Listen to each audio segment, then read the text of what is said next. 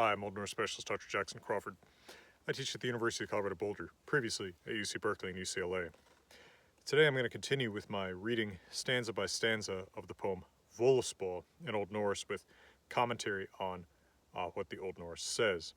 Keep in mind, as I mentioned in the first video in this series, that I'm reading from the Codex Regius version of this text without the Hauksbók variations, and that I'm not presenting a polished translation but a look directly at the Old Norse, trying to explain the Old Norse rather than render it in polished English. The pronunciation that I'm using is reconstructed Old Norse rather than modern Icelandic. Stanza 21. That man hon folkvíg fyrst í heimi, gulvegur gerum studu, og í hol hors hana brendu. Þrisvar brendu, þrisvar borna, oft ósjaldan, þó hon enn lifir. She, the vulva or witch or seeress who is narrating this, remembers the first people battle, folkvíg. Of course, folk can also mean army, and the people in this question are, of course, gods.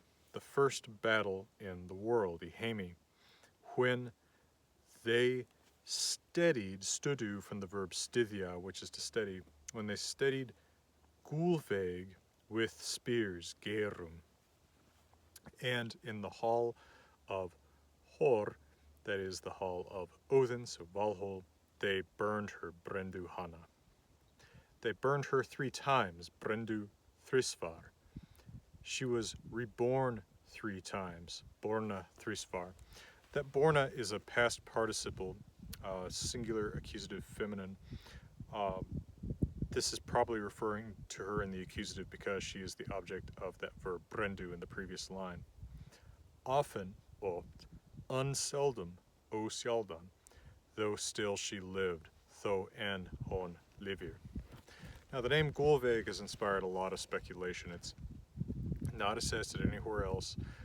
Vague is sometimes found in women's names as it can mean drink, but gul is gold, so what is gold? Drink.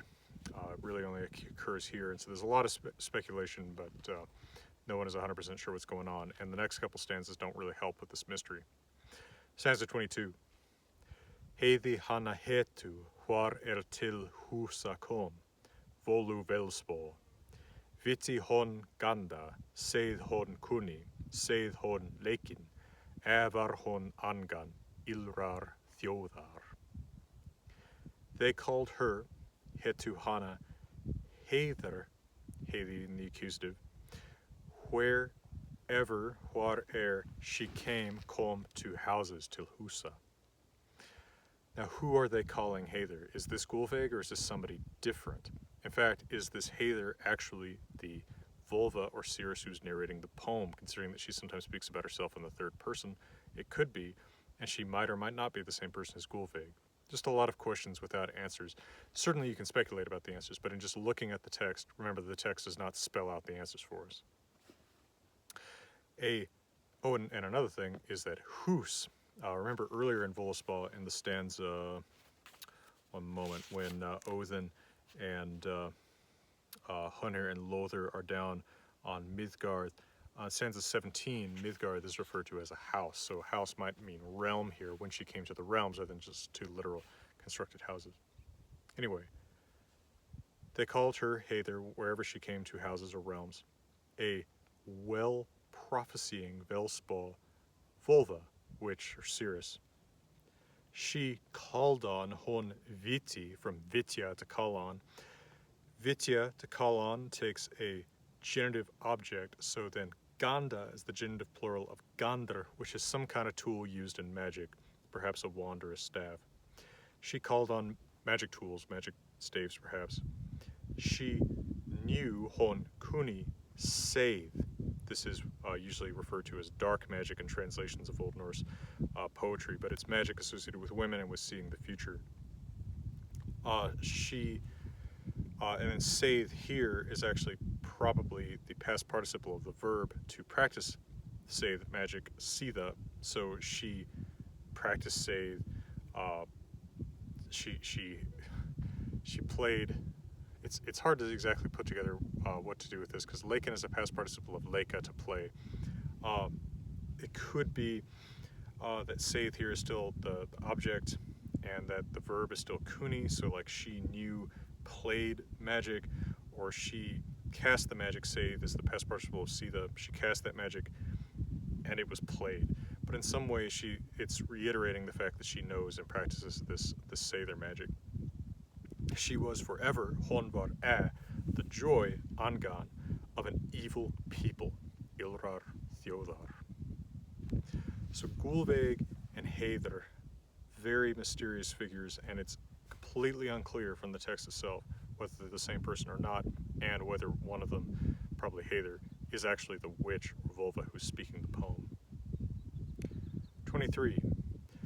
Thor gengu regin ol og rokstóla, gin heilo góð, og það gatusk hvort skildu Aesir afróð gjalda, eða skildu góðin ol gildi eiga. We've seen the first half of this before. Then all the gods went on their judgment seats, those very holy gods, and they took counsel about it. Whether the Aesir, hort Aesir, should, skildu, yield a tribute, gjalda afróð. Afróð can also be used about a great loss, so yield a loss, endure a loss. Eða, or all the gods, ol golden, should, skildu, have repayment, eiga gildi. So should they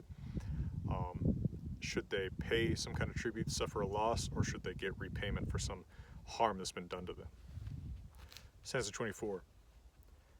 Flög the Óðinn och I folk scout, það var en folkvíg fyrst I heimi. Brotin var borðveggur borgar Åsa, Knotu-Vanir vígspá Våluspárna. Odin made fly through, no doubt throwing his characteristic spear, and into army or people shot, scout, being a filler word. That was still, thought var en, battle first in the world. That was still the first battle or war in the world. Fyrst folkvíg I heimi. The wall, borðveggur, of the gods, Åsa, city, borgar, so the wall of the god's city of Oscarður, was broken, var brotin. The Vanir, one of the families of gods, knew war prophecy, knotu vígspá. Now, knotu is the past plural third person of kno, to know. This is a verb for know that is cognate with English know, but it's not the typical verb for know in Old Norse, which is vita. This is usually used just in poetry. And then vig, battle, war, killing, spå, prophecy. They knew war prophecy or war magic, perhaps, but specifically some kind of ability perhaps to prophesy the end of a battle. And they kick the plains or trod the plains. Now, part of what's unclear from Våluspá itself is whether this is a war between Aesir and Vanir, or if the Aesir and Vanir are fighting alongside one another against some other enemy. Snorri interpreted it, or seems to have interpreted it, since he's basing a lot of the prose on Våluspá, as a battle between Aesir and Vanir, but you could interpret Våluspá other ways. Stanza 25, we get this predictable first half again. Thor gengu regin ol og rokstóla, gin heilo góð, og það gatus hverjir hefði loft alt lefi blandit, eða at jotuns óðsmöy gefna. So after that first half we've seen before, hverjir, who had blended, hefði blandit, all the air, alt loft, with deception, labi, the dative singular of la, deception. Or given, gefna, the girl, moi, of Other to the family of the giant. So the gods took counsel among one another, thought gatus, because they've done before, to find out who had blended the sky with deception, i.e. who had lied. When you lie, you speak deception in the wind. You blend the sky, the wind, with deception. Or who had given the girl of Other to the family of the giant. Now, Other is said to be the husband of Freyja, so probably Freyja is what's meant here. 26. Thor ein þar var þrungin móði, Han sjaldan sitter han slikt fregn. O gengusk eidar, orð og söri, mól olmeginleg, o meðal voru. Thor alone there was pressed in mood, thrungen moði, angry. He seldom sits, han sjaldan sitter, when he learns han fregn slíkt, such, when he learns such. Oaths eidar broken, gengusk walked upon, broken oaths. Words and sworn things, orð og söri, these are also all gengus, these are also broken. So broken oaths, broken words, broken sworn things. Important or powerful meginleg, all words, all these important words, which had passed between, foru, o, meðal. So Thor is angry about some kind of broken oath between two sides, perhaps. It's long been suspected that these two stanzas about how the sky has been poisoned by deception, and Thor is angry and wants to fight, and there's these broken oaths, refer to the story that Snorri tells in the Prose Edda about Loki getting the Jotun, or giant builder, to make the wall around Asgard, and the gods break their promise to give him Freya, the sun, and the moon, when they find out that he actually is going to complete the wall in the time that has been allotted to him. It is not, however, certain if that's what it refers to, because again, Våluspá is so elusive. Well, in the first two videos in this Våluspá series, we've looked at the Volva's look into the past. So in the first video with stanzas 1 to 20, we saw her looking at the creation of the world. And now in stanzas 21 to 26, we've seen these mysterious stanzas about the first war and surrounding events, which are very elusive, and clearly the original audience must have been expected to know more about the details of this than we do, even with the help that Snorri offers in the Prose Edda, or from hints that we can get from other poems like Vafthrud and Small. In the next section of stanzas, starting with 27, we have more of a present tense moment where she says she knows about where Heimdallr's hearing is hidden, where Odin's eye is hidden, and she talks a little bit about the death of Baldur, and one of the most complete versions of that tale that's in the Poetic Edda, of course. Again, we have to turn to the Prose Edda for actual details about that.